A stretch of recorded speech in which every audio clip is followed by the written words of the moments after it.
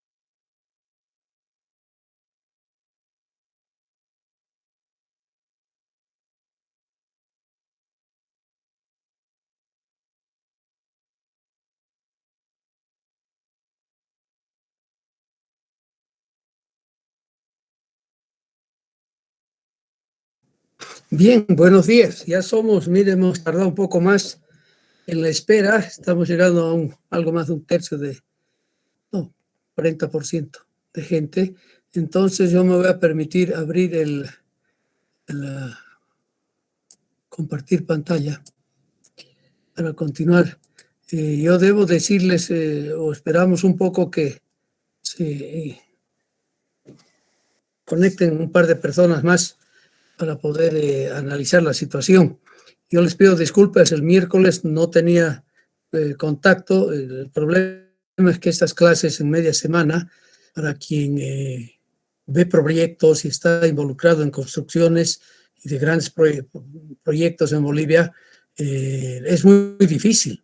Es muy difícil y eso no se puede desatender. Son aspectos que necesitan la participación de uno y en campo, en obra. Y las obras normalmente que están en el área rural, lejos de la ciudad, ¿no es verdad? Ok, pero ahora después vamos a ver de todas maneras cómo resolver este problemita en forma conjunta, ¿ya? Seguiremos adelante un poco. Estamos retrasados, es verdad, por dos razones. Uno, porque hemos empezado tarde, porque recién después de un mes y medio llegó la nota diciendo que preguntando si uno quería dar la materia. O sea, la administración a veces nos falla un poco por razones de fuerza mayor seguramente, entonces tuvimos dificultades. Y segundo, con este impasse que tengo con el horario.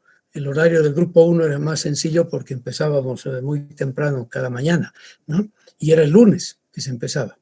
Bueno, entonces sigamos entonces.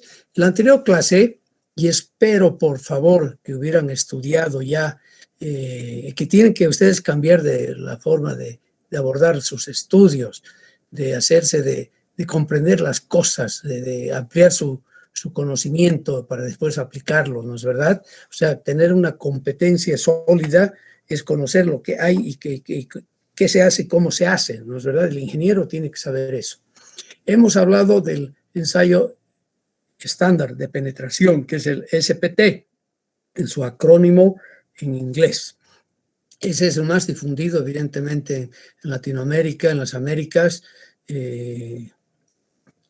inicialmente creado en Estados Unidos, o sea, desarrollado en Estados Unidos, ¿no?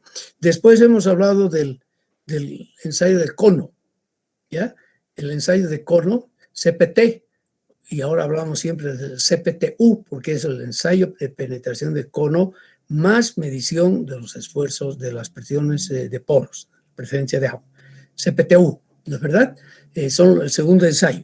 Ese ensayo todavía no lo hacemos con mucha frecuencia en Bolivia, solamente hay que yo sepa, universidades más 2 o 3 empresas que tienen el cono para poder trabajar, ¿de acuerdo?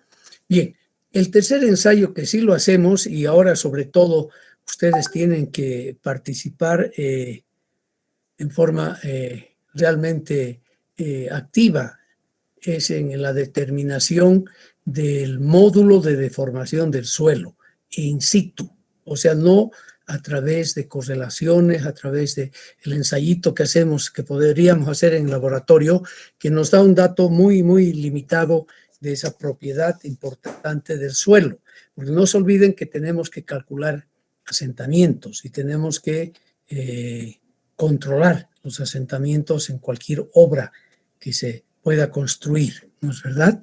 Entonces, este es el ensayo que nos ayuda a calcular, porque no medimos directamente, enseguida vamos a ver, a calcular el módulo de deformación. Si suponemos que el material es un material simplemente elástico, la ley de Hooke, entonces ahí hablamos a veces del módulo de elasticidad o módulo de Young, ¿no es verdad? Eso han aprendido ustedes en los primeros semestres, seguramente les han repetido muchas veces en la materia de resistencia a materiales, ¿no? Ok, entonces el pisiómetro, o sea, los ensayos presiométricos, y todo lo hacemos por si acaso con la norma americana. Y sí, es verdad que los americanos en este asunto de normas y de ensayos dominan este campo porque tienen recursos finalmente, ¿no?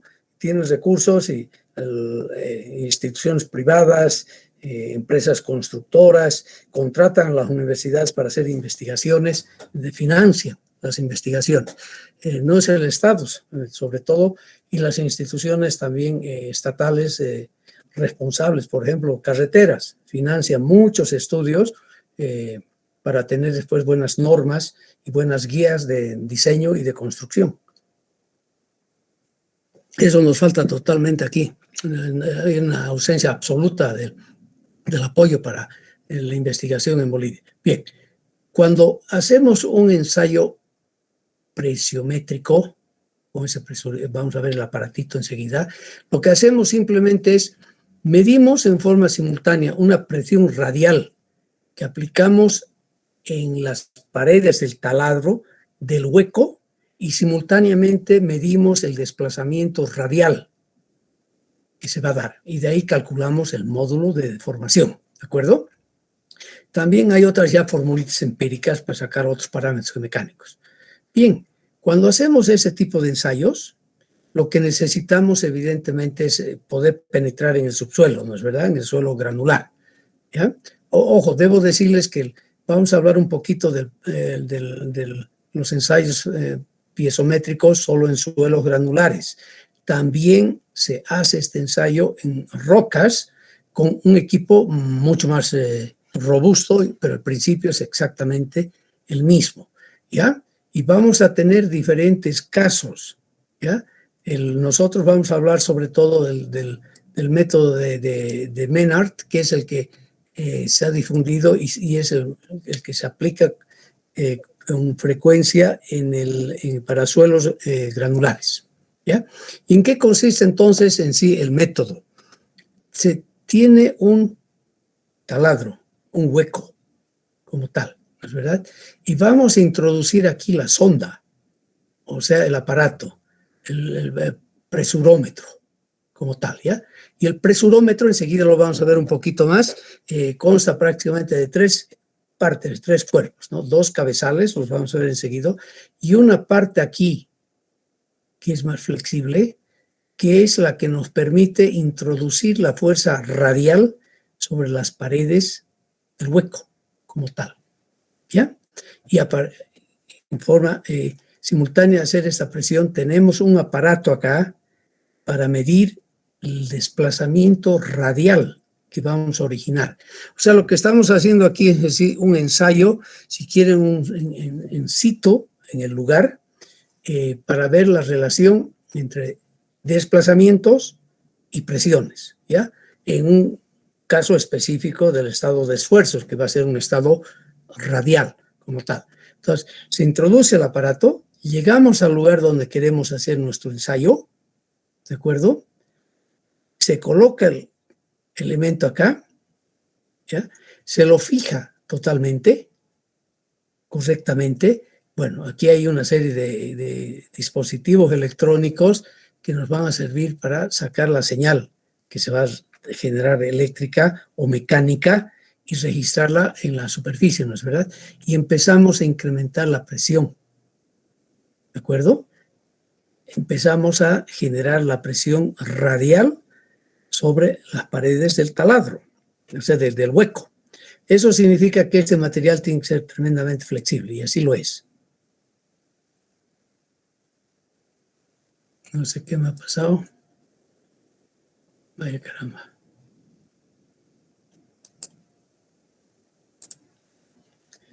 A ver, voy a intentar de nuevo. Algo me ha pasado.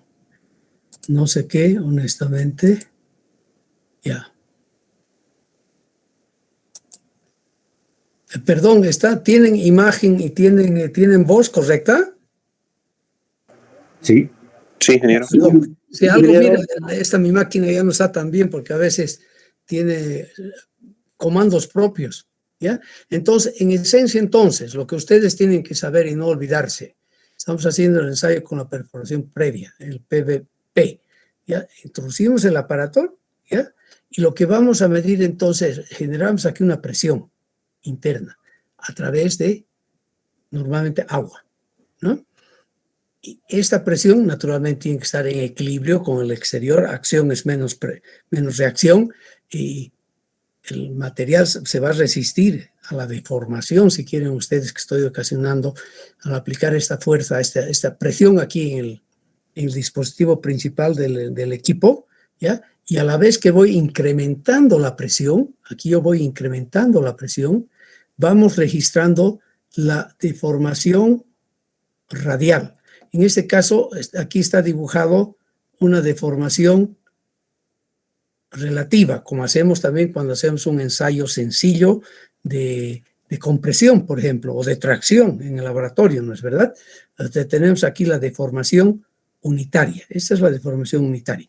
Lo que medimos con el dispositivo que tenemos aquí es este delta R, o sea, el desplazamiento de las paredes, ¿de acuerdo? Y vamos a encontrar una función más o menos de este tipo, muy parecido a lo que hacemos en el laboratorio, ¿verdad? Estamos en las mismas.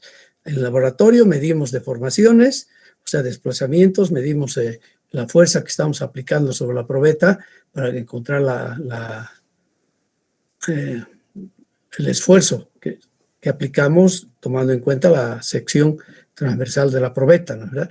Y hasta llegar a un límite donde ya hay una plastificación total. Este es el dato que estamos sacando en el campo y de aquí vamos a deducir evidentemente el módulo de deformación. ¿Qué tiene entonces un equipo de este tipo? Si ustedes, el equipo para hacer el ensayo en terreno presirométrico, ¿no es verdad?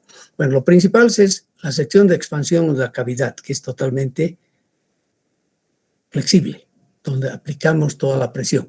Aquí tenemos todo ese varillaje, en el cual introducimos esta agua a presión y vamos incrementando la presión y simultáneamente midiendo el desplazamiento de las paredes como tal, ¿de acuerdo? Bien, esos son todos los elementos. Ustedes lean esto con calma, está muy claro, es muy didáctica esta figurita para saber los componentes que tienen el equipo para hacer este tipo de ensayos. Ya si lo vemos por dentro, la cosa cambia, ¿ya? Porque vamos a tener aquí adentro, dentro de la parte flexible de esa parte que la llamamos aquí 4, está la sección de expansión que llamamos, ¿ya? Hay todo un dispositivo mecánico que nos permite, aquí hay unas aletas, ¿ya? Que están totalmente apoyadas a las paredes. Primero a la pared, evidentemente, es material totalmente flexible, que está totalmente y solidariamente, digamos, pegado a las paredes del hueco, del taladro, ¿ya? Que me va a permitir entonces medir aquí un desplazamiento. Si ven, es simplemente un mecanismo de traslado de movimiento. Que este desplazamiento acá, el delta R, lo voy a medir como un desplazamiento aquí longitudinal con este sistema. Y es ese sistema, este movimiento acá, que genera, debido a que tenemos una bobina, electrónicamente hablando ya aquí, ¿ya? Genera una corriente. Y es esa corriente, esa delta V, ese potencial que medimos acá, el que sacamos afuera y se lo registra. Y una vez tenemos ese dato registrado, conocemos la relación que hay directa entre el diferencial de voltaje y la distancia que se mueve aquí, este punto como tal, que se va a desplazar aquí horizontalmente en este caso, ¿de acuerdo? Eso es todo. Claro que evidentemente que el aparatito tiene toda una electrónica ya introducida en el aparato. O sea, estamos hablando ya de equipos modernos, ¿no es verdad? Es el brazo captor, entonces, como lo vemos aquí, ¿no? Y es el dispositivo que en su sigla en inglés se llama LVDT, como tal, ¿ya? Que es Linear Desplazamiento Lineal. Lo registramos. Y tenemos el aparato. Aquí no tengo una escala, pero esto tiene aproximadamente 1 metro. Ahorita les muestro una foto. La bomba de agua es manual. Vamos haciendo el equipo manual, pero hay un transductor que me ayuda a registrar la presión en forma automática. Es todo el equipo que usamos para hacer estos ensayos. Recién hemos podido hacer estos ensayos en el proyecto de la presa Cehuencas en Ibirizu, ¿ya? Aquí, quiero llamar la atención, por favor. No he traducido esto, ustedes sí pueden traducir la diferencia que hay entre una perforación para hacer el ensayo el presurómetro y la perforación que hacemos para sacar simplemente muestras como tal. ¿Ya?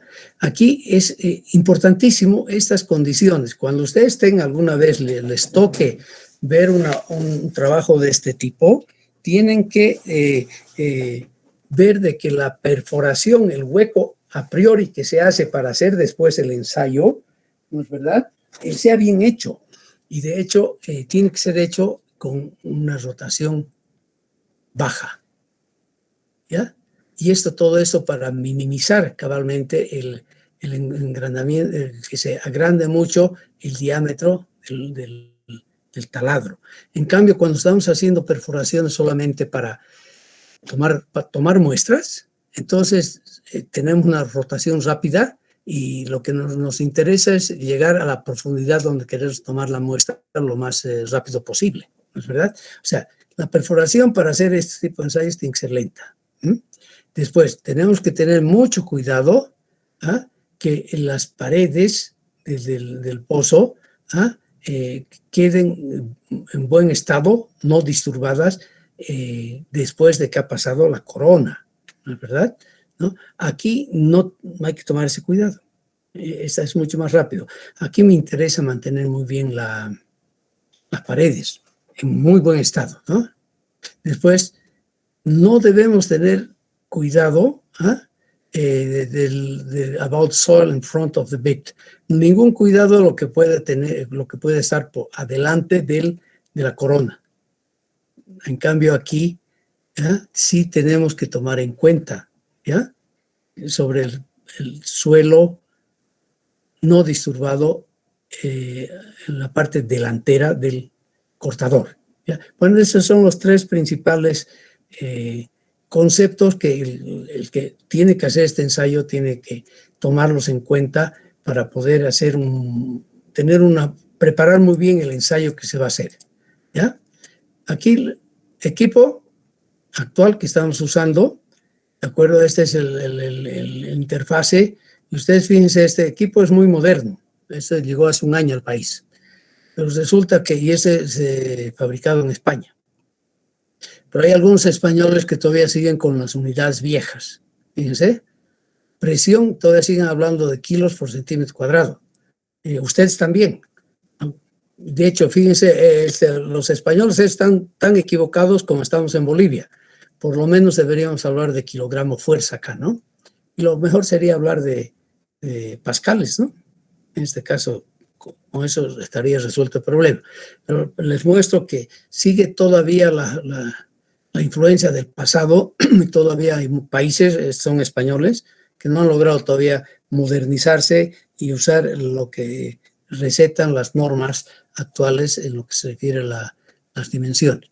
Y vamos a tener entonces, automáticamente estamos leyendo en forma real, a tiempo real, y tenemos aquí la deformación, o sea, el desplazamiento, perdón, de las paredes y aquí la presión. Y vamos a tener en todos estos datos, ¿ya?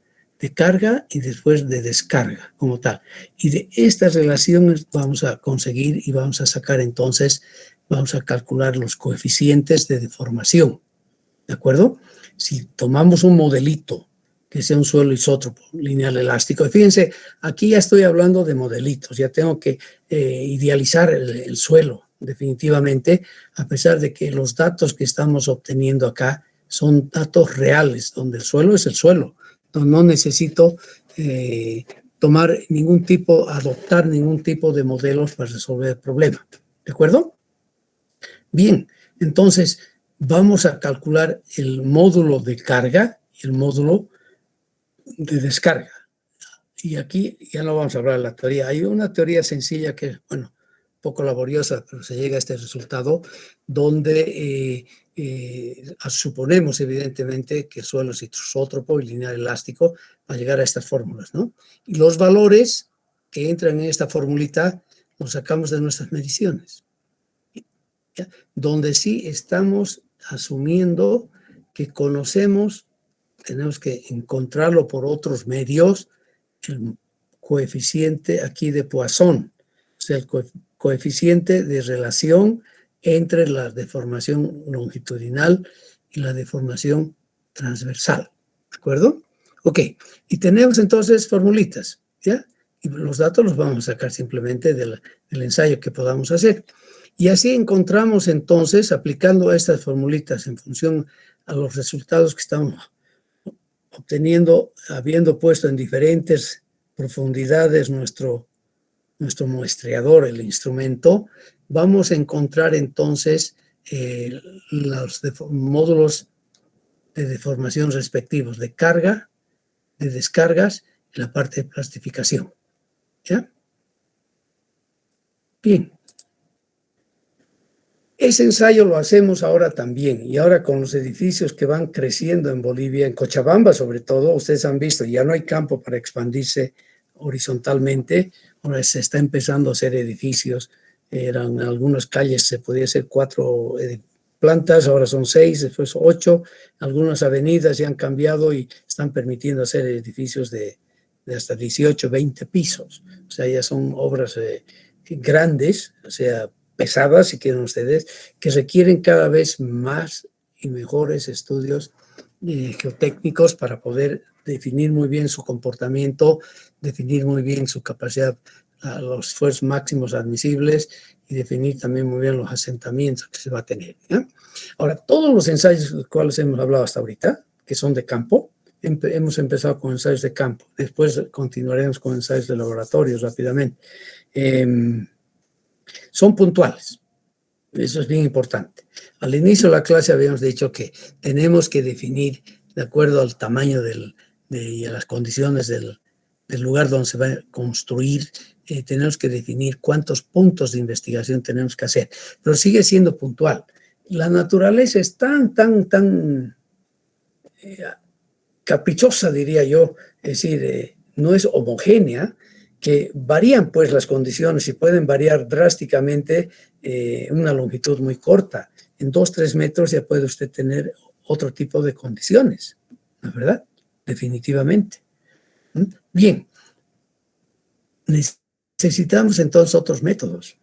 Estos han visto al final de la clase de suelos 1, suelos 2, los que creo que el ingeniero Salinas lleva el libro de DAS como guía, entonces al final hay un capítulo sobre ensayos geofísicos, que es tratar de interpretar con ensayos rápidos y económicos lo que hay en el subsuelo, ¿ya? A través de una interpretación, aplicando principios muy sencillos de la física básica, de la física elemental. Y en este caso tenemos 2 ensayos que usamos en la ingeniería civil.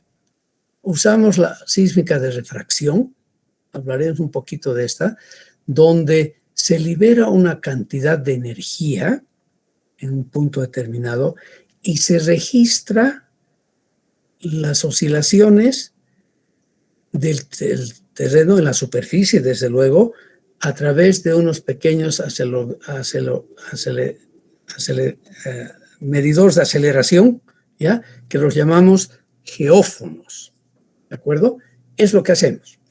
O sea, medimos en sí, lo que hacemos es disponemos en el campo los geófonos, los colocamos en el terreno en una posición bien detallada, bien medida, y después liberamos una energía a una cierta distancia de los geófonos y registramos la llegada de las ondas a estos geófonos. Tenemos aparatos en la ingeniería civil, aparatos con 24 geófonos y con 12 geófonos. O sea, y vamos a detectar la llegada de las diferentes ondas que hay. Hay unas ondas de propagación. El principio de la propagación de ondas ya lo hemos estudiado en la física también y simplemente es genérico, ¿no? Esas son ondas de sonido, es lo mismo, pues son ondas de presión. El sonido no es nada más que una onda de presión, ¿no es verdad? Eso hacemos también aquí en el terreno. Y vamos a correlacionar estas velocidades de propagación de ondas que pueden ser longitudinales, frontales, que se las llama de compresión, o pueden ser ondas también transversales, como tal, que van avanzando, ¿no es verdad?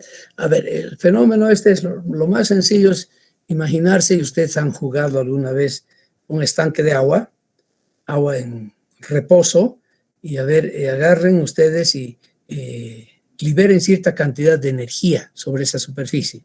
Agarran una grava o algún objeto interesante que tenga un buen peso, una pluma no les va a generar la energía necesaria, y échenlo a ver a la superficie libre del agua.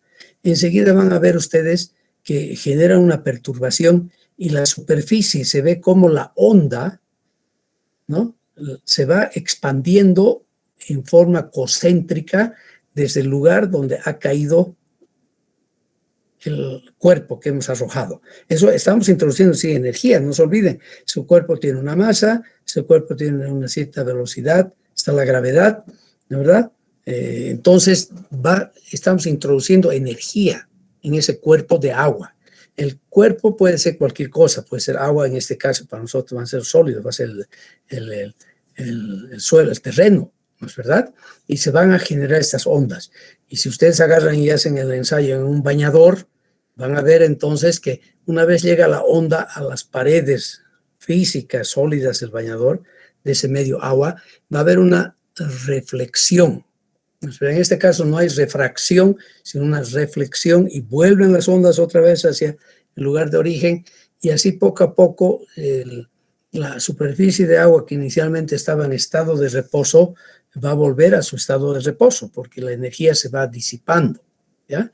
Bien, aquí para aplicar este principio de la refracción, se aplican esos dos principios básicos.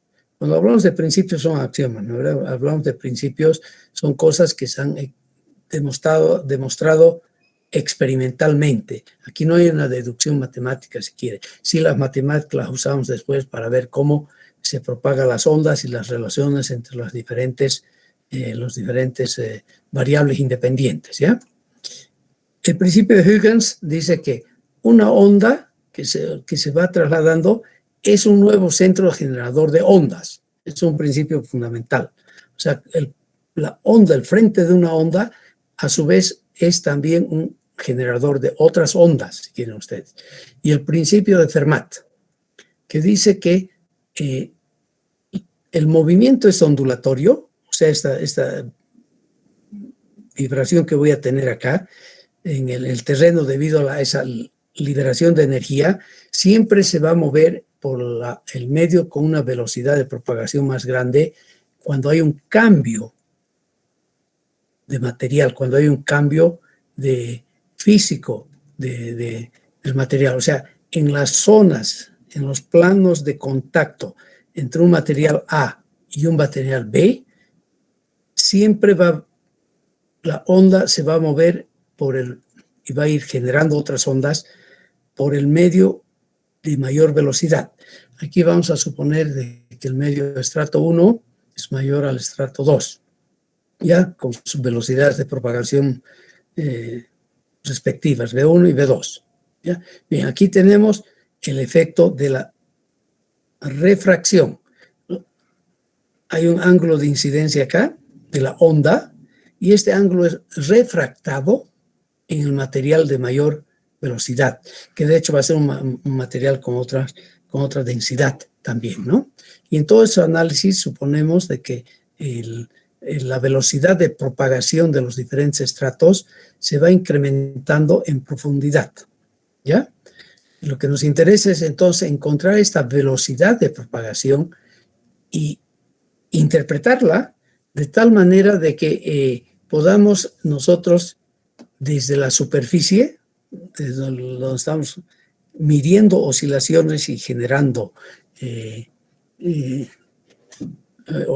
introduciendo energía al terreno, podamos saber qué hay en el subsuelo. Algo que sí lo podemos hacer con perforaciones. Perforaciones son muy caras. Con un ensayo de refracción, entonces, podemos encontrar las variaciones, los planos de contacto entre diferentes estratos. Y de acuerdo a esa velocidad, interpretarlos para hacer la hipótesis lógica de acuerdo a la experiencia que tenemos y a las tablas y a los datos que tenemos de las velocidades de propagación, y poder plantear y conocer qué tipo de material tenemos en el subsuelo. Claro que un estudio de geofísica no reemplaza de ninguna manera los estudios puntuales hechos in situ, ¿no? Pero de hecho esto nos ayuda mucho en la primera fase de un estudio, o para poder extrapolar los datos que podamos tener de una perforación. Bien, y aquí es válida, que también es la parte de la óptica, la ley de Snell. La ley de Snell, no, este señor Snell era un holandés, creo del siglo XVII, o XVIII, sí, XVII o XVIII, encontró él haciendo sus experimentos que la relación entre los ángulos, rayo de incidencia, rayos refractados, este alfa 1 y este alfa 2, ¿ya? La relación de sus senos es igual a las velocidades de propagación. O sea, es una ley, es decir, es experimental. Su deducción es simplemente la experiencia, haber observado sistemáticamente el fenómeno, y se llegó a esta conclusión, y es una ley universal. Bien, y cuando tenemos entonces un ángulo tal de incidencia, lo vamos a llamar alfa 1,1, y que corresponde a un ángulo de refracción de 90 grados, estamos hablando entonces de la incidencia crítica. O sea, esa es la refracción total, ¿no? Y eso es lo que andamos buscando y vamos a aplicar para poder estudiar el subsuelo haciendo un ensayo de refracción sísmica. Tenemos enseguida voy a hablar un poquito más de eso, el equipo que estamos usando actualmente, ¿no es verdad? Los geófonos y un montón de cables, hay mucho cablerío aquí, porque cada uno de los geófonos que se instala muy bien y sólidamente en el terreno tienen que estar conectados al sistema central, que en sí es una computadora, si quieren ustedes, que me va almacenando toda la información que se va registrando y las oscilaciones en cada uno de los geófonos, ¿no? Que nos va a interesar mucho la llegada de las ondas que se van a tener, ¿no es verdad? Este es en sí entonces el esquemita, así de sencillo. Llegamos al campo, yo espero que hayan visto ahora todavía con la pandemia, no podemos ir un ratito al laboratorio para que vean el equipo, por lo menos vean, ¿no? Y se haga un pequeño ensayo ahí en los predios del laboratorio, en la tamborada. Colocamos los geófonos, todos los geófonos están conectados al sismógrafo, ¿no? Y se genera una onda, o sea, se libera energía. Bueno, y esta energía evidentemente va a empezar a propagarse en el espacio, en todo este terreno, ¿de acuerdo? Y claro, va a llegar alguna vez esta oscilación. Aquí las partículas están oscilando, ¿verdad? Y es lo que registramos en cada uno de estos geófonos. Y resulta que esto, si se fijan ustedes, es espacial, ¿no? Ahora bien, si esta onda llega a un determinado punto donde hay un cambio de material, o sea, una velocidad de propagación diferente, va a ocurrir la refracción, ¿de acuerdo? Pues la refracción se da cuando hay cambio de material, cuando hay otro material. En este caso, por ejemplo, un material con una densidad muy baja, ¿no es verdad? Y un estrato que fue formado un evento natural determinado que se lo formó encima de otro material que tiene otra génesis, otra historia, que va a tener otras propiedades. Y lo que a nosotros nos interesa en sí con este tipo de ensayos es encontrar cabalmente los planos de contacto entre esos materiales. Ahí va a haber una refracción. En ese momento la onda se va a empezar a mover y va a moverse mucho más rápido por el plano, pero en el medio que tiene mayor velocidad, y a su vez es una fuente de energía, hemos dicho, va generando también otras ondas que van siendo registradas por otros geófonos, ¿de acuerdo? O sea, finalmente entonces lo que hacemos es, tenemos los geófonos en el terreno, ¿de acuerdo? Vamos a liberar la energía, liberamos la energía y vamos a tener entonces que medir la llegada de la oscilación, o sea, de la perturbación la primera llegada, donde empezamos a detectar el movimiento en cada uno de los geófonos. Y vamos a dibujar, vamos a sacar estos datos, ¿de acuerdo? O sea, el tiempo y la distancia. La distancia es la que medimos con mucho cuidado in situ, para hacer el ensayo, donde colocamos los geófonos, cada uno de los geófonos. Y aquí tenemos el tiempo de llegada, partiendo del punto de partida, donde se ha generado la fuente de energía. Perdón, aquí, la fuente de energía. ¿Ya? La fuente de energía, que sería el punto 00. Y vamos a plotear, vamos a determinar esta curva, que la llamamos la curva cromodrónica. ¿Ya? Cromodrónica, que simplemente es la función entre la distancia de los geófonos y el tiempo de llegada de la primera perturbación.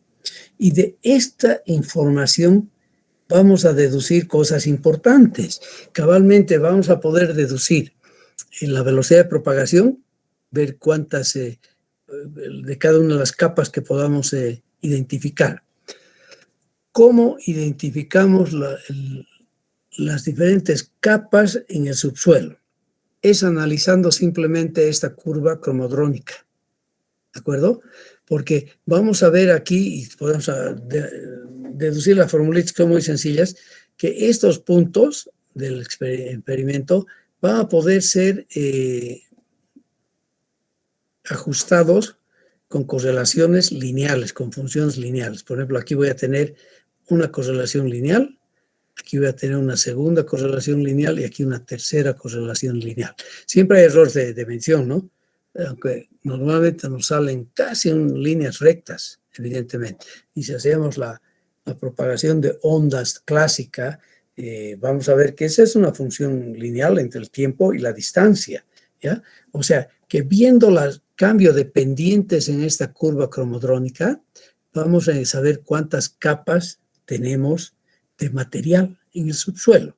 Y de hecho, si hacemos el ensayo además, o sea, la deducción matemática, que no le he puesto creo acá, bueno, es simplemente un pequeño cuadro, la curva andromocrónica, vamos a ver que la inversa de la pendiente de cada una de las líneas que son las que mejor se ajustan a los puntos medidos, es el inverso de las velocidades de propagación. Eso demostramos. Yo deseara que ustedes estudien un poco esto y ya, yo creo que la única forma de que ustedes jóvenes, señoritas, estudien un poco es haciendo, y les voy a pedir acá, y como esta clase no es de hormigón armado, es una clase de geotecnia, donde tienen que pulir un poco y ampliar conocimientos de la parte geotécnica para aplicarla en fundaciones. Entonces, yo voy a escribir en el sistema la práctica. Ustedes ya me han hecho una práctica, ¿no? Esta aquí no me acuerdo, caramba. Tengo que revisar. Estas recién están con la 1, esta va a ser la 2. La 1 es hacer todo el cálculo que tienen que entregar la próxima semana, ¿ya? Entonces, desarrollar. Esa va a ser la práctica, la voy a escribir después de la clase. Desarrollar el método geofísico de refracción sísmica. ¿Ya? Ustedes van a estudiar un poco, van a encontrar, hay mucha literatura. Sin duda ahora con el internet sí encontramos mucha literatura. Y ustedes van a demostrar de que matemáticamente, ¿no? De que la inversa de la pendiente es simplemente la velocidad de propagación. Y aquí lo mismo, la inversa de la pendiente es la velocidad de propagación, ¿ya? Y además, para este segundo caso, es un caso de dos capas, por ejemplo, 2 estratos, nosotros vamos a poder, partiendo de la correlación que hagamos, del ajuste que hagamos para todos los puntos de medición en esta segunda parte, en la parte de la derecha, que nos va a permitir encontrar la velocidad de propagación de un segundo estrato, nos va a permitir además, con este tiempo de intercepción, calcular el espesor del estrato 1. Aquí estamos hablando solo de 2 estratos, ¿de acuerdo? Entonces, no más. el estrato inferior te va a tener un espesor infinito para nosotros, no tenemos un límite aquí abajo. Pero el primer estrato, claramente se lo ve en la curva bromocrónica y se lo vamos a poder calcular partiendo de la intercepción. Eso van a demostrar ustedes, van a sacar, estudien un poquito, les pondré algo de literatura, pero es para que ustedes copien. La cosa es que hagan su buen estudio de literatura también, ¿no es verdad? Para poder encontrar todo esto. Con el registro que hemos sacado. Lo único que hacemos son registros automáticos ahora, ¿no? Y vamos sacando la primera llegada a los diferentes geófonos, ¿ah?, de la perturbación como tal en función del tiempo. Normalmente los tiempos siempre son muy pequeñitos, están en milisegundos, ¿ya? Por las velocidades son grandes. Si hacemos esto, definimos entonces cuál es la velocidad con la cual se propagan las ondas en las capas diferentes. Y estamos definiendo además el límite entre estas capas como tal. Esos datos los vamos a interpretar. Creo que tenía aquí No, esto tengo en otra parte, caramba, van a disculpar, porque esto es más, pero vale la pena tener esto. Estamos hablando de la velocidad de propagación en kilómetros segundo y vamos a interpretar los datos que tenemos para saber si tenemos una arena gruesa o si tenemos arcilla o si tenemos grava o si tenemos suelos morrénicos debido a las glaciaciones, ¿no es verdad?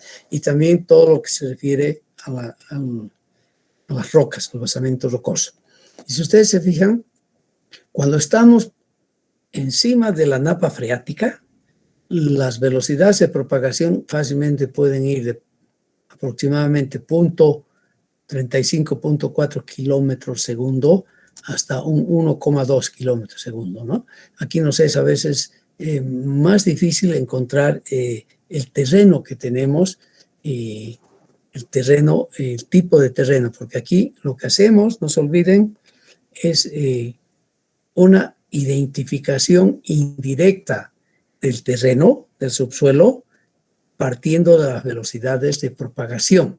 Esto se hace más fácil cuando estamos debajo de la napa freática, porque definitivamente, si bien coinciden entre arena gruesa y arcilla, por ejemplo, pero sí hay una diferencia clara, ¿no es verdad?, en los valores que tenemos. O sea, varía mucho. Eso es de verdad que no hay una formulita que nos diga exactamente es el terreno que hay. Ahí es donde juega la experiencia del ingeniero que interpreta esos datos, un rol bien importante, ¿no es verdad? Porque cada vez aprende más, conocemos de los terrenos. En el caso de Cochabamba, nos va a permitir entonces definir mejor qué tipo de terreno tenemos en profundidad. Lo vamos a corroborar evidentemente con una perforación. Y en el momento que usted tenga una perforación en un perfil, ¿no es verdad?, y veamos el material real que tengamos, hemos sacado muestras, hemos hecho análisis de granulometría, análisis de los límites de consistencia, ¿no? O sea, conocemos qué tipo de material tenemos y tenemos las velocidades medidas. Entonces, para nosotros va a ser mucho más fácil asignar el tipo de suelo que tenemos una vez hemos definido este tipo de, este límite, por ejemplo, entre el estrato 1 y el estrato 2. Eso lo vamos a confirmar. Es por eso que normalmente hacemos siempre ensayos, hacemos los ensayos geofísicos primero y después las perforaciones, ¿no? Las vamos a hacer allá donde nos permita conseguir la información que necesitamos para nuestra fundación y además interpretar bien esos datos para extrapolarlos ya en forma más volumétrica como tal. Aquí, por ejemplo, un ejemplo les doy reciente, hace un año, 2 años, ya un año, que se hizo un trabajo aquí en Vallehermoso, en lo que se llama el Alto Cochabamba, ¿ya?, donde necesitábamos conocer entonces el tipo de terreno que había y qué tipo de terreno íbamos a encontrar. Y evidentemente se hizo el estudio y vemos aquí cómo varía la velocidad de propagación de corte, que le llamamos, ¿no?, en función de la profundidad. Y aquí ustedes pueden ver fácilmente, ¿no? De repente aquí a los 14 metros de profundidad se ve un cambio total de la velocidad. Eso significa entonces que aquí tengo un tipo de terreno y aquí tengo otro tipo de terreno. lo vamos a ver, lo vamos a estudiar con sus velocidades, características, como tal, ¿ya? O sea, toda la interpretación, nosotros no vamos a hacer geofísica, no somos geofísicos, pero vamos a usar este tipo de información. ¿Y cómo lo vamos a usar? Por ejemplo, si tengo yo esta velocidad de corte, ¿ya? Bueno, aquí es verdad que, fíjense ustedes la cantidad de datos de medición que tenemos, pero este grafiquito, les digo, en la práctica, de verdad que a veces ayuda. ¿Por qué? Porque tengo aquí los diferentes terrenos, como si limos, pites, suelos vegetales, arenas, gravas. Aquí tengo también rocas muy meteorizadas e incluso rocas intactas, y nos dan información experimental, porque esa es información experimental. ¿Qué es lo que hacemos y echamos manos nosotros cuando hacemos un trabajo? ¿No es verdad? Necesariamente tenemos que hacer un trabajo. Entonces vamos a ver nosotros acá, vamos a ayudarnos, además en función de la profundidad y con las formulitas empíricas, en función de la velocidad de propagación. Por ejemplo, en este caso, qué peso específico voy a tener de mi suelo. Y resulta que es una ecuación logarítmica, ¿no? Aquí la escala esta es logarítmica, esta es lineal, el peso. Pero nos va a ayudar mucho. Nos ayuda, por ejemplo, si tenemos, aquí fíjense ustedes cómo varía el peso unitario. Y aquí sí la unidad está muy bien colocada, ¿verdad? Kilonewton metro cúbico de arcillas intactas, muchas sobreconsolidadas, evidentemente. Porque si están sobreconsolidadas van a tener una velocidad mucho más grande, ¿verdad? Todos los puntitos, aquí hay mucha información de arcillas, y además nos dan como variable, otra variable independiente de la profundidad, en la cual vamos a tener para estimar sus pesos. Y si ustedes ven acá, si nosotros damos unas profundidades bajas entre 1 y 10 metros, bueno, entre dos líneas, ¿ya? Y tenemos aquí la velocidad, entonces con la velocidad yo puedo sacar un valor promedio directamente de mi peso unitario. Y ustedes saben que ese peso unitario sí es fundamental para nosotros, lo necesitamos para calcular capacidades portantes, distribución de esfuerzos, etcétera, etcétera. O sea, tiene una aplicación directa como tal, ¿ya? Un segundo método. ¿Cuál es el segundo método? Es meter una corriente en el terreno. Metemos una corriente en el terreno y vamos a medir básicamente la resistividad. Y ese es un parámetro que lo vamos a correlacionar con el tipo de suelo que se puede esperar como tal.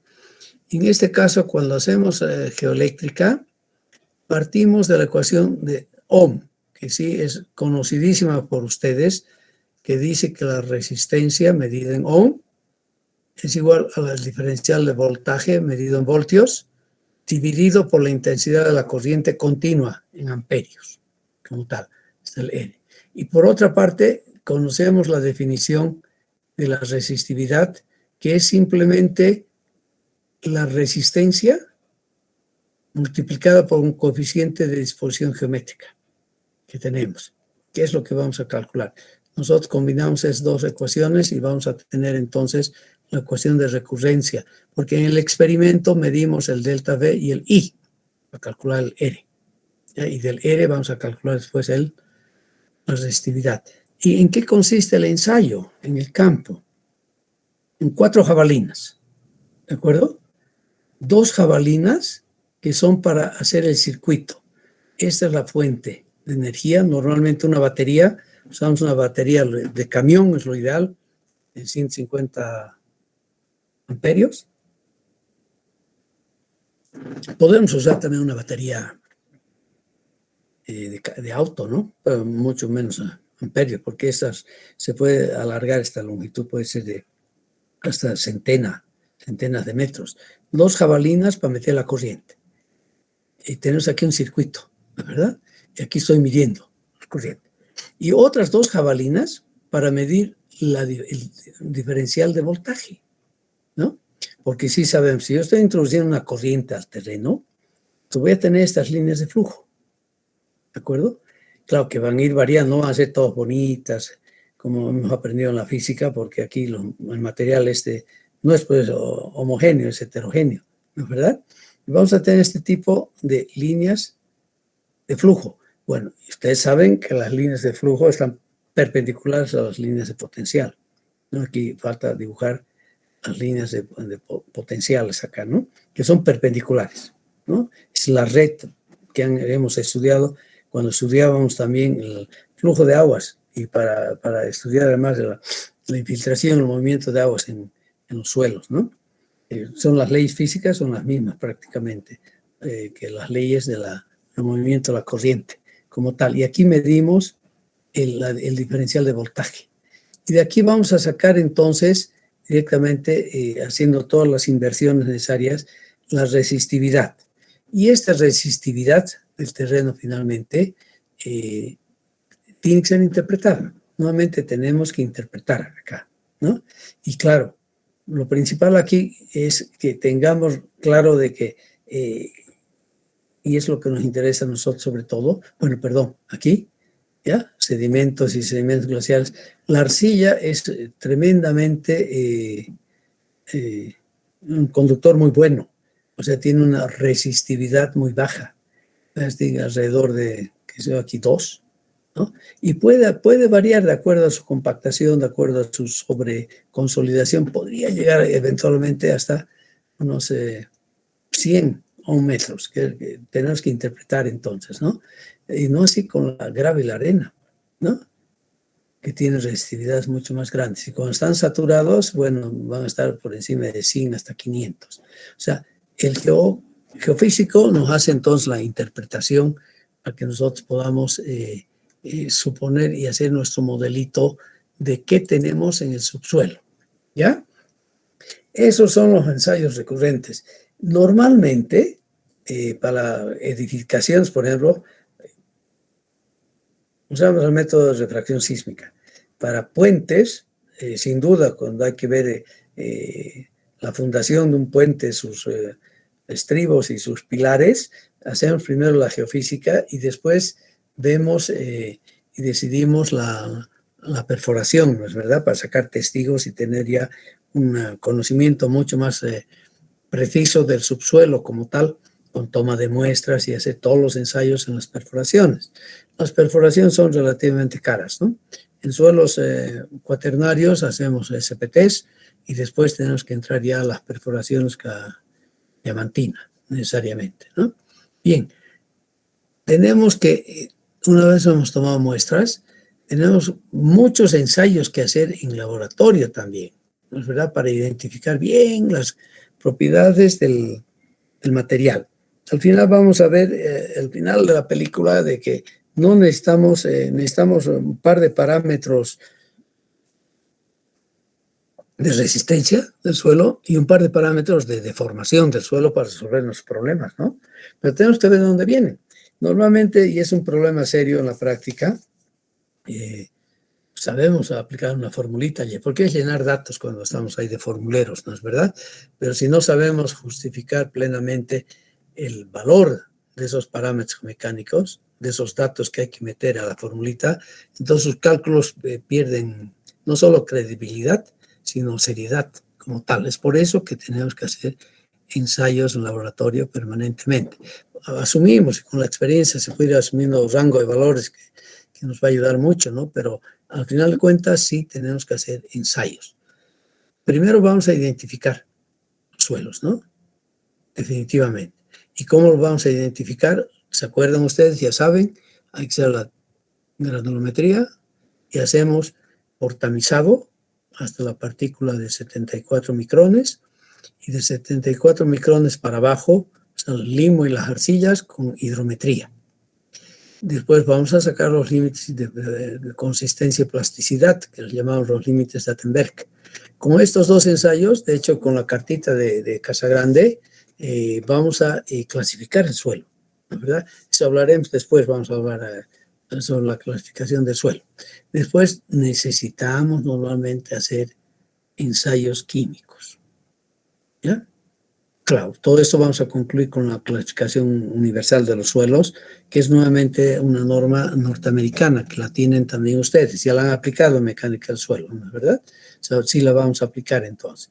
Después nos interesa conocer el estado natural del suelo, estado natural, y para eso sacamos una muestra inalterada y tenemos que conocer el contenido de la humedad, el peso específico de las partículas, tenemos que pedir que nos hagan peso unitario del suelo, ¿ya?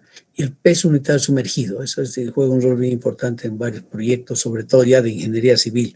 O sea, saliendo ya del ámbito urbano, donde solamente estamos pensando en edificios, ¿no es verdad? O sea, esos son ensayitos que tenemos que mandar a hacer también en el laboratorio. Y finalmente, la resistencia al suelo. Y lo principal para nosotros, evidentemente, son los ensayos de corte directo, ¿verdad? De donde sacamos dos parámetros fundamentales de resistencia del suelo, que es la cohesión y el ángulo de fricción, ambos efectivos, ¿no? O sea, tenemos que hacer el ensayo de corte directo. Ensayos de compresión simple, ¿sí? Ensayos odométricos, o sea, de consolidación, también los llamamos. Eso sí es imprescindible hacerlos para lugares donde vamos a construir en suelos muy finos, básicamente arcillas y arcillas limosas e incluso suelos limoarcillosos. Tenemos que hacer nuestros ensayos odométricos o de consolidación necesariamente, ¿ya? Ensayos triaxiales los pedimos también en cierta medida y que nos permite también calcular el C y el phi, la cohesión y el ángulo de fricción como tal. Y finalmente, para casos especiales, un ensayo de presión de hinchamiento. No, esa es simplemente una lista. Aquí tal vez deberíamos colocar qué es lo más importante para nosotros que es de rutina. De rutina es evidentemente granulometría, consistencia y plasticidad, y de acuerdo a lo que veamos allá, podemos omitir a veces los ensayos químicos, depende de lo que estamos sospechando, ¿no? Y que lo que pueda atacar sobre todo a los hormigones que van a estar en contacto con el suelo para hacer su clasificación. La humedad sí, normalmente la tomamos. Peso sí es importante.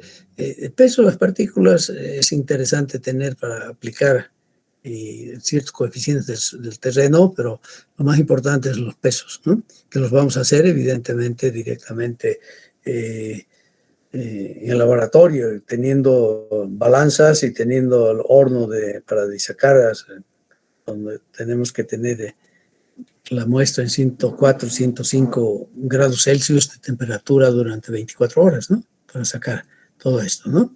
Y bueno, el peso sumergido es el que está totalmente saturado, a eso se refiere el peso sumergido. Y el ensayo de corte. Tal vez aquí lo que podemos hacer, ¿dónde está esa? ¿Dónde estoy yo? No sé por qué no hemos seguido acá.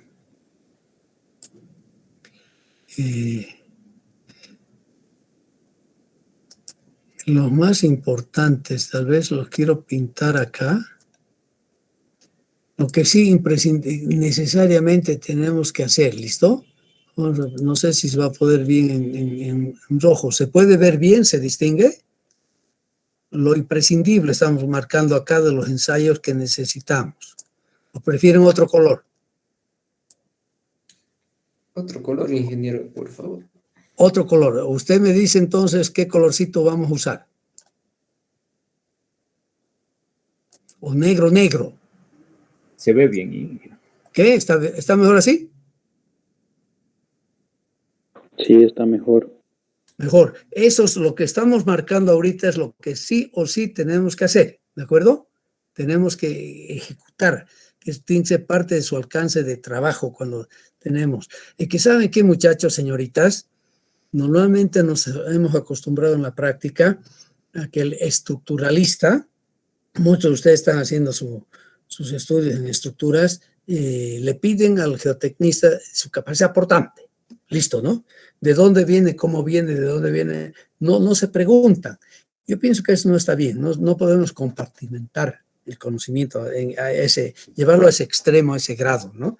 El ingeniero de estructuras que ahora tiene que hacer estudios mucho más sesudos sobre la interrelación estructura-suelo, estructura terrena de fundación, necesita más valores como tal.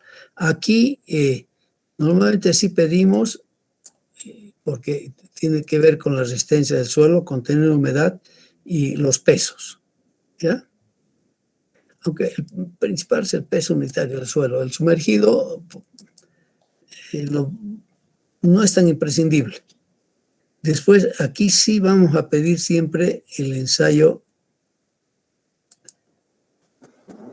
de corte y suelos finos o domet. Vamos a tener que ampliar un poquito, tener una leyenda aquí, ¿ya? Esos son, los que están en negritos acá, son necesariamente aquellos ensayos que sí en forma rutinaria vamos a pedir, ¿de acuerdo? Necesariamente para muchos casos he visto que se pide también el peso específico de las partículas. Bueno, es interesante, sí, pero no es un peso que yo lo aplico directamente en mis análisis, ¿no? En los análisis respectivos, ¿no? Y tal vez yo pienso que para que no falle uno con sus datos, el peso unitario sumergido tal vez, ¿ya? Yo lo que vamos a hacer, y vamos a hacer un ejercicio, y de verdad me voy a poner valiente, aunque hay muchas cosas que hacer todavía. El tiempo falta, los días se hacen cada vez más cortos, y es la sensación que uno tiene. Entonces vamos a decir, hemos pedido al laboratorio estos ensayos, es el informe del laboratorio, y quiero hacer con ustedes un ejercicio de cómo aplicamos estos datos para dar respuesta a lo que tenemos entre manos, ¿verdad? El diseño que estamos haciendo. Bien, entonces hacemos ensayos, pero nos vamos a tener que preguntar un poco, ¿qué es un método de ensayo? Hemos dicho, hacemos ensayos, ¿no? Caramba, sí, está muy bonito. Pero ¿cómo definimos este método de ensayo? ¿Ya? Y lo vamos a definir, o vamos a adoptar la definición del profesor Ulusay. Él es un turco, trabaja en Estambul, y actualmente es presidente de la Sociedad Internacional de Mecánica de Rocas, por ejemplo, Ulusay, y él ha trabajado mucho en este campo de los ensayos en laboratorio. Y vamos a definir nosotros el método de ensayo, lo que es un ensayo entonces en sí. ¿Qué es un ensayo, diría yo, más que método de ensayo? Yo diría,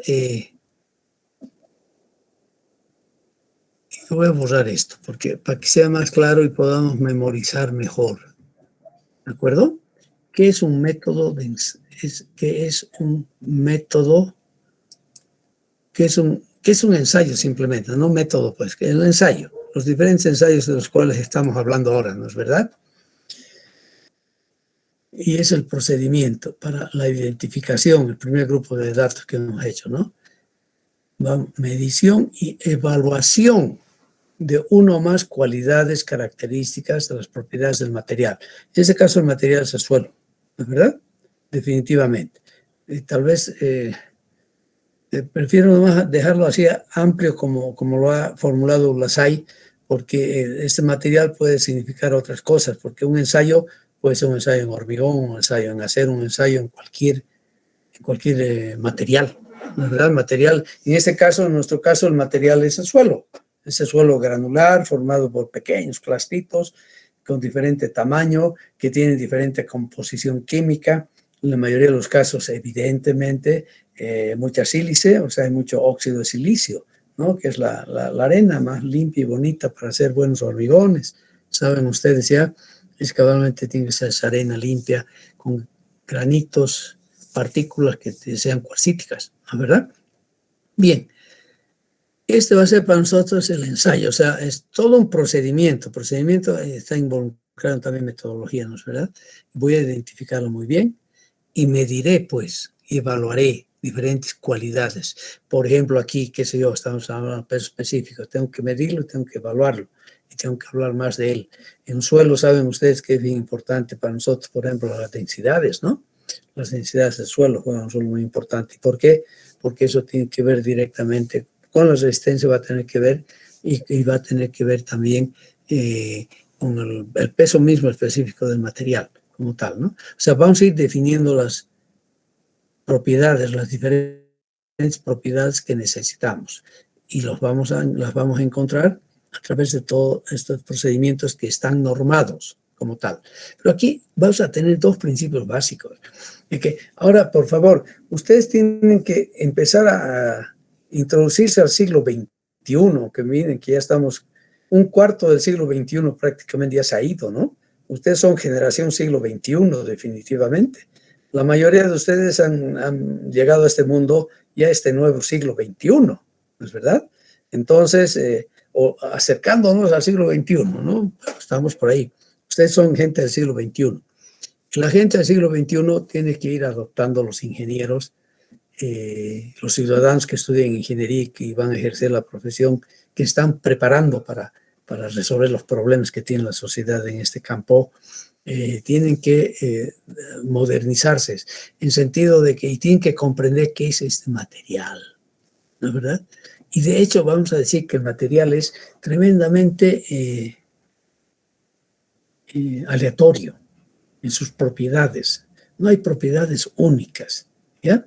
Bien, y este concepto de incertidumbre, pues, que es el carácter aleatorio, nos lleva a dos principios básicos cuando estamos en laboratorio, estamos haciendo ensayos. Es el principio básico de la repetibilidad, o sea, el ensayo tiene que ser repetible, y lo que se refiere a la reproducibilidad. O sea, esas son las condiciones que tiene que cumplir todo un procedimiento de cualquier ensayo. Tiene que ser repetible y tiene que ser reproducible, ¿de acuerdo? Veamos la repetibilidad. Y de hecho, cuando hablamos de ensayos, ojo, vamos a tener primero que, yo voy a ir a la inversa aquí en este orden de los criterios.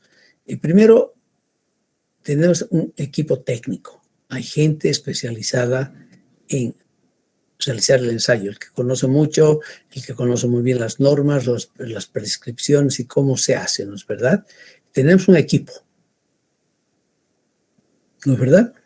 Eso es básico. Si yo no tengo equipo y no tengo técnicos, no puedo hacer nunca un ensayo. ¿Ya? Cuando hablamos de la repetibilidad, entonces vamos a decir claramente que es, y vamos a referirnos a la precisión, siempre y cuando usemos el mismo método. O sea, aquí el método tiene que ver entonces con la norma. Y estamos usando nosotros, estamos echando mano a las normas americanas, norteamericanas. En poca medida normas de otros países son las mismas normas europeas. Aunque vale la pena, de verdad, considerar más a las europeas, porque en el mundo hispanoparlante nosotros pertenecemos a este mundo de habla del castellano, bueno, ahora se lo llama genéricamente español, ¿no? Que es el idioma dominante.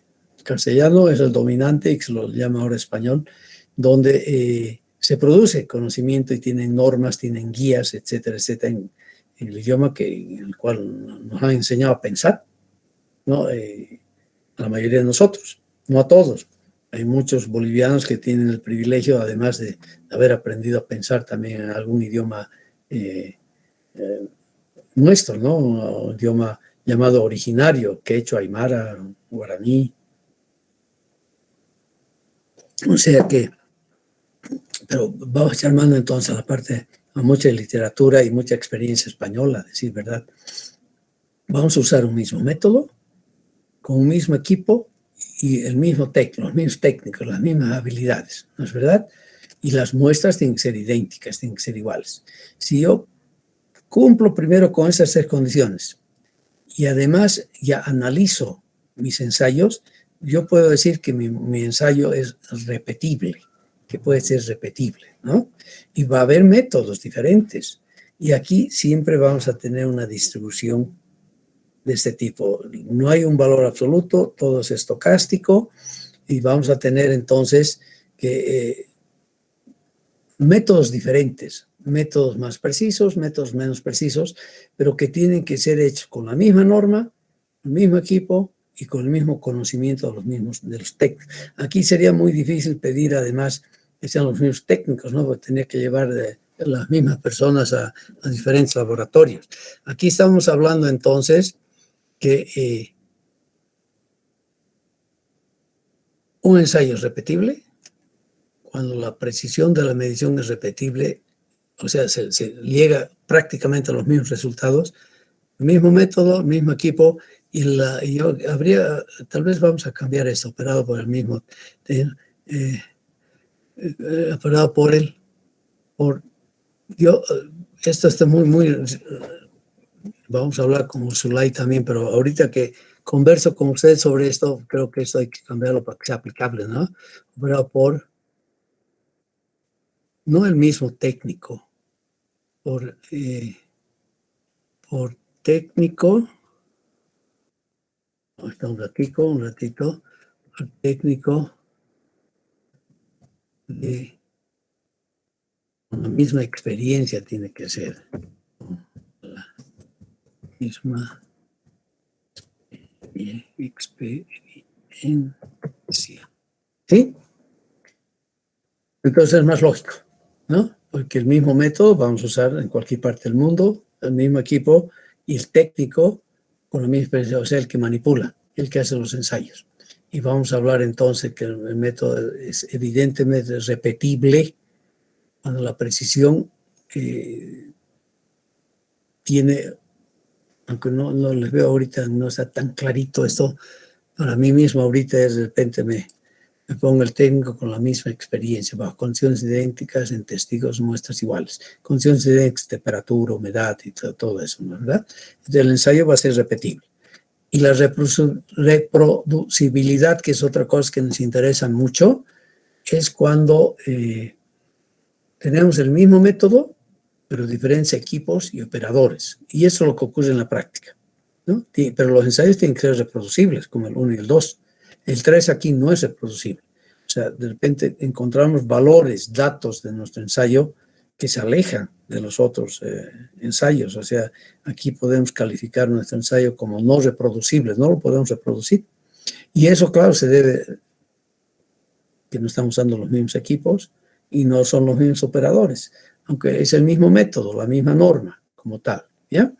Y este problema en proyectos grandes es recurrente porque normalmente en un proyecto de importancia, un proyecto pequeñito, usted saca un par de muestras y las hace romper en un laboratorio, ponen de hormigón y esperemos que haga 3 ensayos y que los 3 ensayos den una resistencia de acuerdo a lo prescrito en el proyecto y ya está listo, ¿no?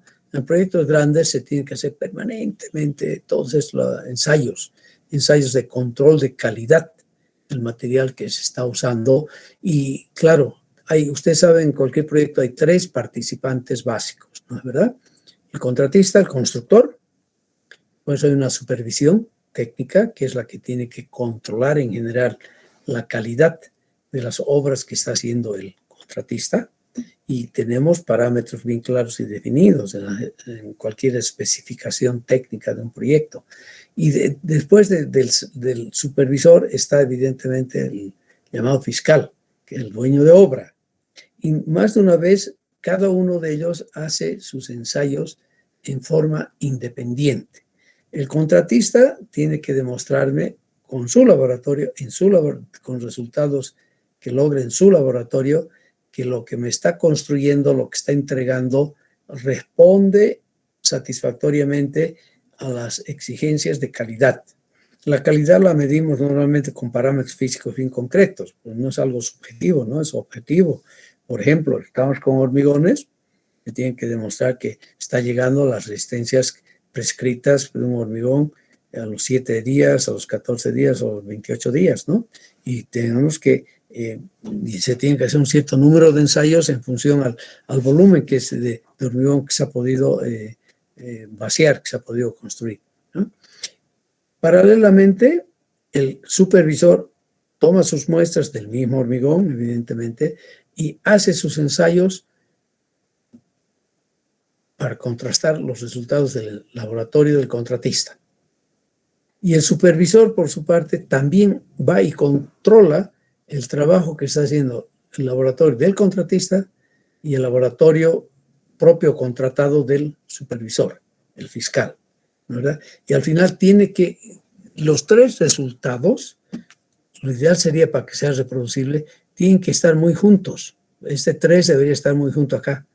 Supóngase que este es contratista, este es supervisor y este es fiscal, ¿ya? Para que todo sea aceptable y podamos decir que hay una reproducibilidad de los ensayos, los tres tienen que estar muy juntitos. En este caso vemos claramente que los ensayos que está haciendo el contratista, en este caso el fiscal, hemos dicho que es el 3, no satisfacen las condiciones, ¿no es verdad? Caramba. Entonces quiere decir que ahí hay que analizar todo muy bien porque tampoco tiene criterios como para calificar el resultado de lo que han puesto sobre la mesa el contratista, el constructor y la ingeniería, la supervisión. O sea, algo anda mal, ¿no es verdad? Y eso hay que dilucidar.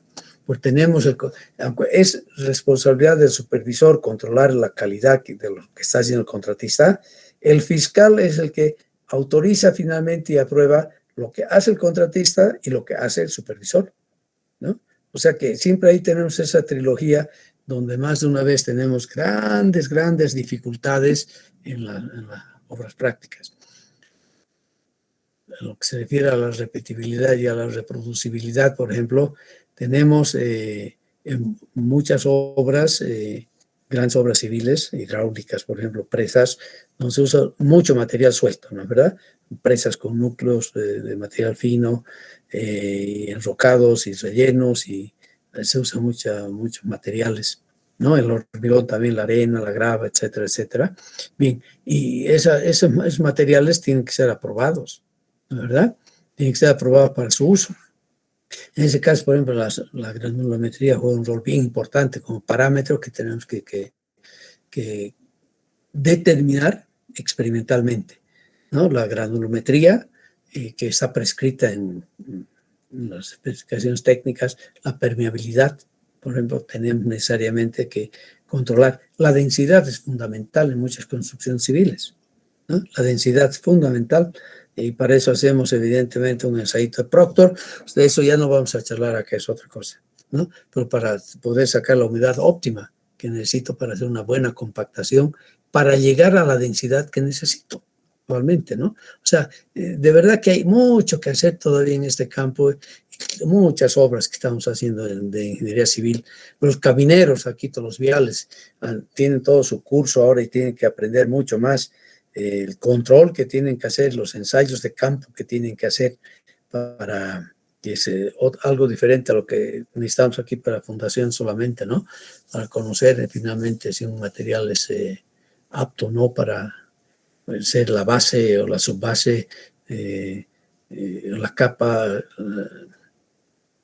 original sirve o no sirve para el camino. O sea, hay muchos ensayos entonces que tenemos que hacer y se los hace cumpliendo los conceptos de reproducibilidad, de la reproducibilidad.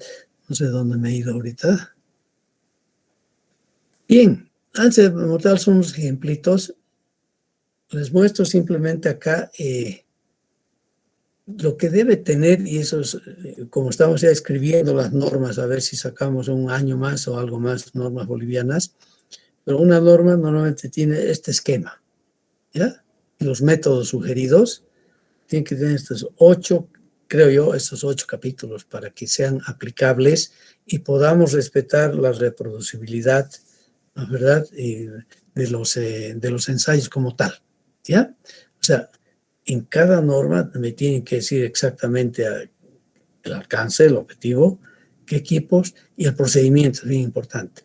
Y no solo el procedimiento, sino también los cálculos de todos los datos que he obtenido en el laboratorio, cómo llego yo, cómo proceso mis datos obtenidos para llegar al resultado que estoy buscando. Lo presento y finalmente, bueno, se da una recomendación, decir, este suelo es así, así, y ahí acaba un informe de este tipo geotécnico para cualquier obra, en general, para cualquier obra. Seguramente vamos a ver la próxima clase no creo, Y bien, antes de acabar, aquí nos vamos a quedar porque vamos, no, bueno, son ejemplos simplemente. Aquí tengo algunos ejemplos, ensayos de corte que hacemos, que es bien importante, hemos marcado en negrito hace un momento, ¿no es verdad? Los ensayos de consolidación son bien importantes también para poder, vamos a tener que aplicar eso en algún problema, ¿ya? Y finalmente acabaremos acá todo esto con el contenido del informe técnico, geotécnico, o sea que para cualquier obra, ¿de acuerdo? Va a tener todo este contenido, ¿ya? Y yo les doy esto como guía porque les va a tocar en la práctica trabajar y hacer informes de este tipo y tener una guía más o menos de lo que tengo que tratar y tengo que presentar para que un informe sea completo. Creo que debe tener este contenido como tal, ¿ya? Bien, aquí nos quedamos. Los anexos añejos, esto, verdad, no he puesto aquí, esto es de la norma española, ¿ya? Y tenemos diferentes ejemplos, como este ejemplo que hemos hecho para un edificio de 80 metros, imagínense, en Alto Cochabamba. Claro, ya hemos bajado suficientes metros acá para poder saber. Semejante obra necesitaba de una perforación que la hemos hecho aquí de 50 metros, para saber exactamente cuál es el subsuelo, porque sí, aquí vamos a tener una obra tan grande que merece ser conocido el terreno en forma completa. Bien, yo no creo, quiero charlar con ustedes 2 minutos, aunque algunos deben tener alguna otra clase. Habíamos decidido hacer una clase nomás el sábado a las 6 de la tarde, que de acuerdo a la encuesta que hicimos es lo que salió. Esta semana no hemos podido, no tenía conexión, yo estaba en el campo, estaba realmente en zona donde casi no tenemos conexión, teléfono a veces hay en un solo lugarcito, una montaña, ahí nos quedamos. Entonces yo les pregunto, ¿están de acuerdo ustedes en que hagamos clase el sábado a las 6 de la tarde? Sí, Inge. Inge. Ya, entonces yo me porto valiente mañana para recuperar la clase del sábado, el miércoles, mañana nos vemos a las 6 de la tarde, ¿de acuerdo? Sí, Inge. Inge, una consulta. ¿Quién habla? Jesús Toses. Jesús, adelante Jesús. Los días miércoles no vamos a pasar clases, en ese sentido pasaríamos sábados o solamente va a ser este sábado. Mire, yo deseara no mover el miércoles, pero ahorita que estamos con 2 proyectos que están puro problemas, ¿ya? Y a veces es de emergencia que tiene que venir, que venga, que tiene que estar aquí, que hay reunión aquí, reunión allá, y que rompe, que esa clase del miércoles a mediodía rompe totalmente las actividades que uno tiene. Esa clase está muy bien para la gente que duerme todo el día en San Simón, de 7 de la mañana a 4 de la tarde, ¿no? O sea, Sí, me parece perfecto a mí que el día sábado sea la clase, Inge. De eso no tengo problema, digamos, que los días sábados sea la clase. Ya, de acuerdo. Entonces lo que vamos a hacer en principio es mover la clase el sábado. ¿Están de acuerdo? Aunque no es tan cristiano, ya he hablado con el director de carrera, me ha dicho, la cosa es hacer la clase y avanzar y que los estudiantes logren sus objetivos, ¿no? Y que puedan desarrollar las competencias necesarias, ¿no? Eso de respetar exactamente el horario es un afán. Entonces, en principio quedamos, como dice Jesús, vamos a hacer esa clase el miércoles, el sábado, ¿ya? Ingeniero, Inge. le habla Alejandro. Inge. Dígame, don Alejandro. Ingeniero, ¿cabe la posibilidad de que la clase del día sábado sea grabada, ingeniero? ¿Perdón? ¿Cabe la clase del día? O sea, ¿hay la posibilidad de que la clase del día sábado sea grabada y luego subida al sistema, ¿no? O al Classroom? Sí, pero nos han quitado la posibilidad de grabar. Hay que instalar todo otro programa para grabar las clases. Antes teníamos el sistema directo en San Simón, por alguna razón lo han anulado. Creo que algunas personas graban la clase y suben a YouTube, entonces pueden ver, yo creo que los que no van a poder asistir los días sábados, creo que pueden acceder a esos videos y ver. Mire, voy a Si no se hacerme asesorar perjudica. para tener grabación, ¿ya? Yo lo puedo grabar, ingeniero. Si Inge- gusta. Tal vez podría ser un poquito más tarde, por favor, o no sé si es posible, ingeniero. Uy, Creo porque que hicimos una semanalmente. encuesta el otro día, quedamos, salió de que no la mayoría abrumadora, sino un 65%, 67%. Ingeniero, disculpe, ingeniero, la solución que le encuentro, ingeniero, como hay un compañero que se presta a grabar la clase, y si usted lo permite, ¿no? Claro, no, Para los pues que no ningún puedan problema, asistir no, a la aquí clase no del podemos sábado, ocultar que lo nada. graben y así nadie se perjudica, ¿verdad? Ya la cosa es que trabajen y hagan lo que tienen que hacer. Listo, entonces, de todas maneras, mañana vamos a seguir analizando el tema, nos vemos mañana a las 6, ¿ya? Sábado 6, ¿cómo? 6 de la tarde, 18 horas, ¿listo? Ok, entonces nos vemos definitivamente mañana. A las 6, por favor. Yo voy a esta vez estoy anotando en mi pizarra para no olvidar. Que les vaya muy bien entonces. Hasta mañana.